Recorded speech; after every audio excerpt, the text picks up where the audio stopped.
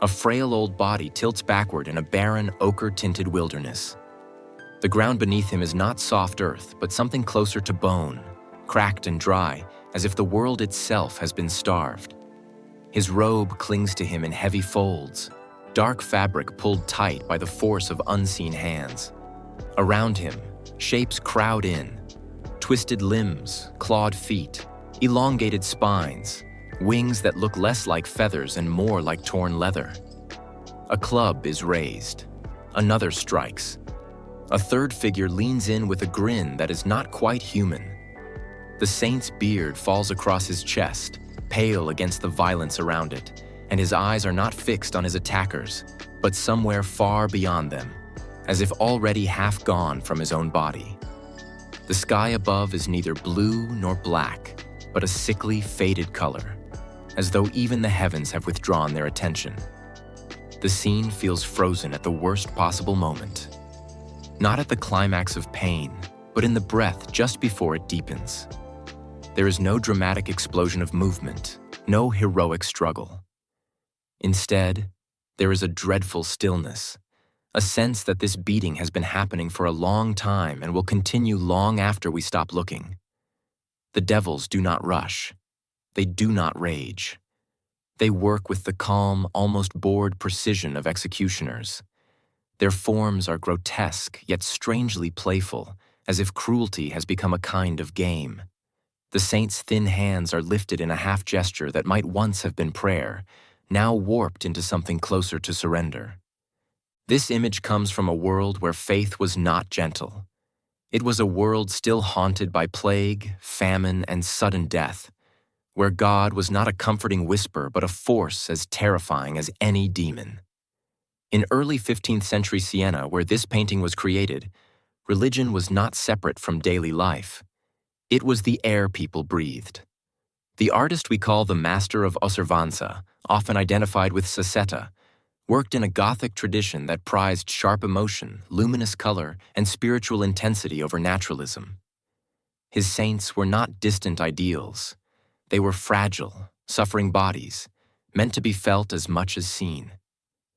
This panel was painted for the Arte della Lana altarpiece, commissioned by the powerful Wool Merchants Guild for the Carmelite Church in Siena. It was meant to be seen during the Feast of Corpus Domini, a time when the faithful were asked to meditate on Christ's physical suffering and sacrifice. In this context, the beating of St. Anthony was not merely a story, it was a mirror. To look at it was to imagine one's own flesh under attack, one's own faith tested beyond comfort. The deeper story behind the scene is older than the painting itself. St. Anthony the Great was a desert hermit, a man who fled society to live in prayer and isolation. According to legend, the more he withdrew from the world, the more violently the world, in the form of demons, came for him. They appeared as beasts, as seductive visions, as physical tormentors. His trials were not symbolic in the medieval imagination. They were literal. Evil did not whisper doubts. It arrived with claws and clubs and teeth. The desert was not empty.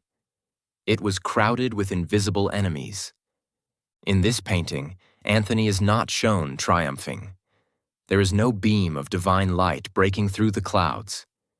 Instead, he is caught in the middle of the assault, suspended between endurance and collapse. This choice is everything.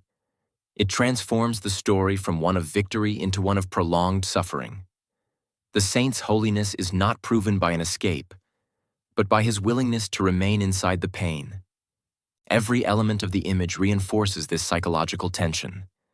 The barren landscape offers no refuge. The twisted trees and distant hills seem to lean away, as if even nature refuses to intervene. The devils are not monstrous in a distant, fantastical way. They are close, almost intimate, their bodies pressed into the saint's space. Their wings brush against him. Their feet dig into the same ground he kneels on.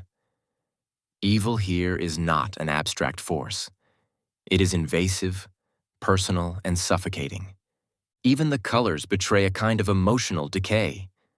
The muted greens and browns of the land feel drained of life. The saint's halo glows, but weakly, like a dying ember rather than a blazing sun. It does not repel the demons. It only marks him as their target. His holiness, instead of protecting him, has made him visible.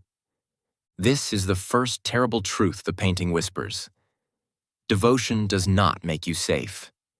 It makes you exposed.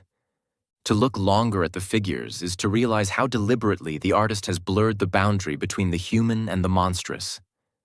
The devils have eyes that gleam with a disturbingly familiar intelligence. Some almost smile. Others look focused, intent, as if carrying out a necessary task. They do not appear chaotic. They appear organized.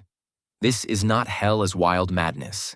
This is hell as structure, as ritualized cruelty.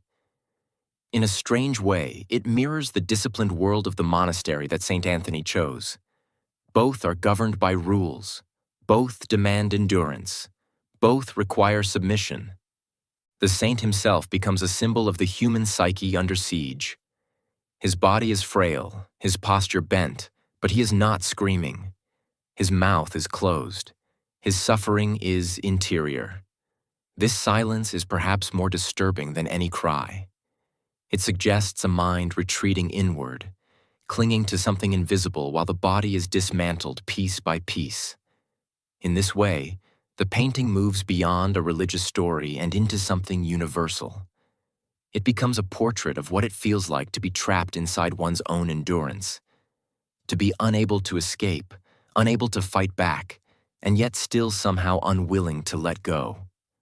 When this panel was first displayed, it would have shocked and unsettled its viewers. Many medieval worshippers expected religious art to inspire awe or comfort. This image did neither. It confronted them with the brutal cost of faith. It suggested that holiness was not rewarded with peace, but with greater suffering. For some, this was deeply troubling. For others, it was strangely honest. In a world where life was short and pain was constant, the idea of a saint being beaten by demons felt less like fantasy and more like recognition.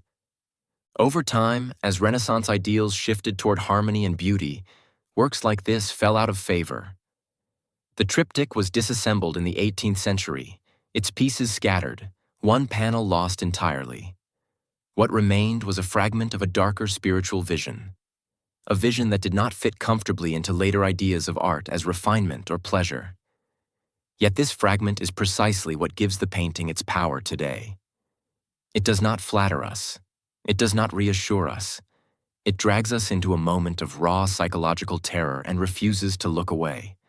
One subtle detail often overlooked is the saint's gaze.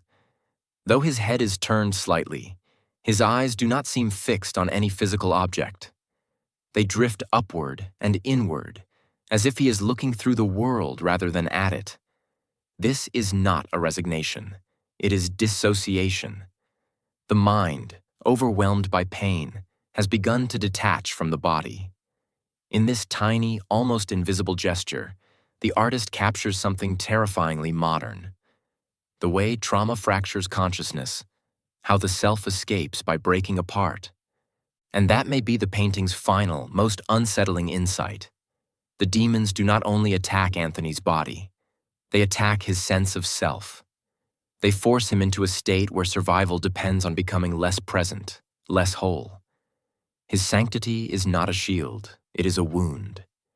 As the centuries pass, the scene does not lose its relevance. We may no longer believe in winged devils, but we recognize the experience they represent.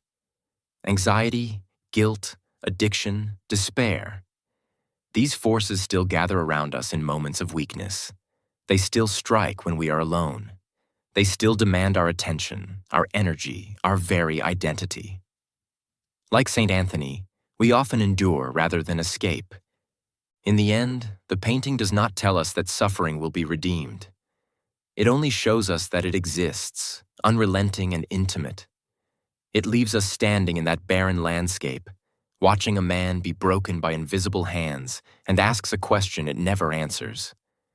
How much of yourself can you lose and still remain faithful to who you are? The silence that follows is not comforting. It is the echo of a struggle that never truly ends.